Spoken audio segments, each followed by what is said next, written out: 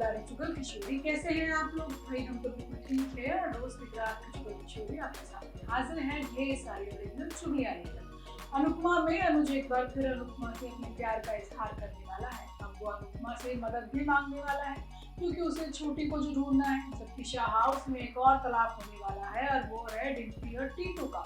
जबकि रिश्ता क्या कहलाता है में पोदार परिवार में शहनाई बजने वाली है क्योंकि अरमान और अबीरा की शादी होने वाली है और ये शादी कोई और नहीं बल्कि खुद दादी सा कराने वाली है। अब रोहित ने दादी सा को मजबूर जो कर दिया है, वहीं रूही की सांसें अटक गई और अब दोनों की शादी को रोकने की पूरी कोशिश की जाएगी। जबकि गुमे किसी के प्यार में नशे की हालत में रजत आशिका के सामने सवीर अपनी शादी का सच बोलने वाला है। अब ये तो थी मोटा मोटी जानकारी, लेकिन पूरी जानकारी के लिए रोज की तरह आपको हमारा शो देखना होगा। चलिए बिना देरी के पहले अनुपमा के सेट पर चलते हैं और जानते हैं कि आज के एपिसोड में आपको क्या देखने को मिलेगा।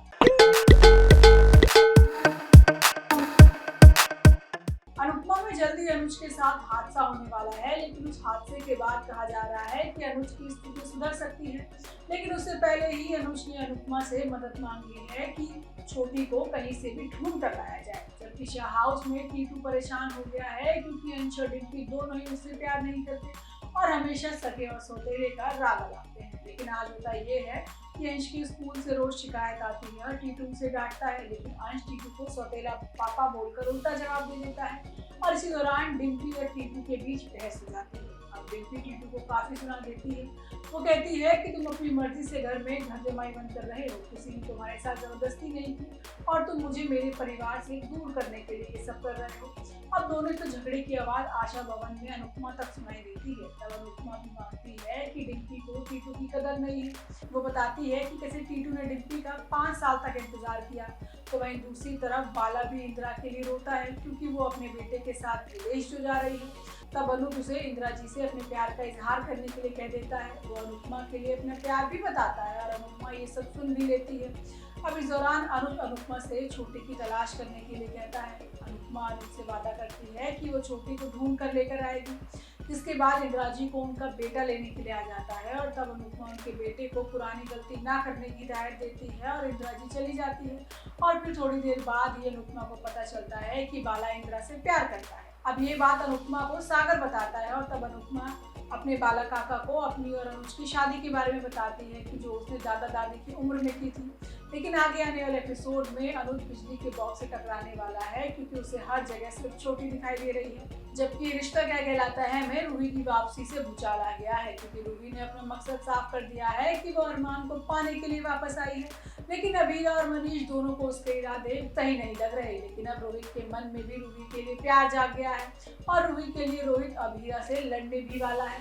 लेकिन आज होता ये है कि रोहित अबीरा और अरमान दोनों से बदतमीजी करता है।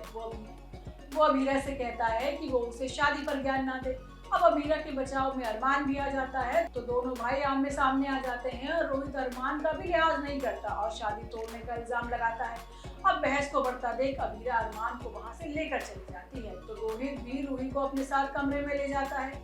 अब रूही को लगता है कि रोहित शादी को मौका देने के लिए तैयार है। अब वो खुशी से उससे लिपट जाती है, लेकिन रोहित कहता है कि वो अपने रिश्ते को धीरे धीरे आगे बढ़ाना चाहता है और रूही इस चीज के लिए राजी भी हो जाती है। जबकि दूसरी तरफ अरमान और अबीरा के बीच झगड़ा हो गया है क्योंकि अरमान को लगता है कि अबीरा मना करने के बावजूद रोहित और रूही के रिश्ते में जबरदस्ती घुस रही है। हालांकि अबीरा का कहना है कि रोहित जल्दबाजी कर रहा है और वो नहीं चाहती कि रोहित कुछ गलत फैसला ले। लेकिन अगले दिन अरमान डेट का प्लान करता है और ये बात रूही को पता चल जाती है और वो उसी जगह टेबल बुक करती है जहाँ अरमान और अबीरा आने वाले हैं। अब रूही और रोहित पहले ही डेट वाली जगह पर पहुंच जाते हैं और बाद में अरमान और अबीरा को देखकर हैरान हो जाते हैं। अब रूही उल्टा अबीरा से सवाल करती है कि वो लोग यहाँ क्या करने आए हैं। अब बात ना बढ़े इसलिए अरमान भी अबीरा को अपनी टेबल पर लेकर चला जाता है, जबकि रूही अपनी टेबल पर जाकर बैठ जाती है। अब रोहित को शक होता है तो वो रूही से सवाल करता है। अब रूही पहले तो डरती है लेकिन फिर बिल अपने दोस्त के नाम पर फाड़ देती है। अब इसी बीच अबीरा और अरमान की बातें सुनकर रोहित को गुस्सा आ जाता है और उनकी टेबल पर जाकर तमाशा करता है। अब वहाँ अरमान बिना कुछ जवाब दिए चला जाता है। अब जल्द ही रोहित दादी के सामने अरमान और अबीरा की शादी की शर्त रखता है।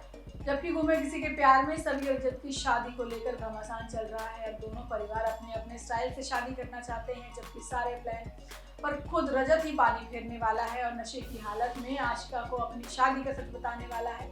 लेकिन आज होता ये है कि भाग्यश्री शादी के लिए ईशा के घर जाने से इनकार कर देती है, तो वहीं ईशा भी भाग्यश्री से बात करने से मना कर देती है। अब ऐसे में घर के सभी लोग एक ही छत के नीचे जमा हो जाते हैं। यहाँ पर ईशा और भाग्यश्री के बीच खूब बहस होती है। अब ईशा का कहना है कि शादी मराठी स्टाइल में होगी, जबकि भाग्यश्री शादी गुजराती स्टाइल में करना चाहती है। इसके बाद दोनों के बीच रमी का मैच होता है, लेकिन मैच भी कुछ खास काम नहीं आता। जबकि दूसरी तरफ परिवार को बिना बताए सभी और रजत कोर्ट पहुंच गए हैं। अब यहाँ पर सभी और रजत शादी करने का फैसला लेते हैं। हालांकि दोनों की शादी हो नहीं पाएगी और दोनों को साथ में आशिका देख लेगी।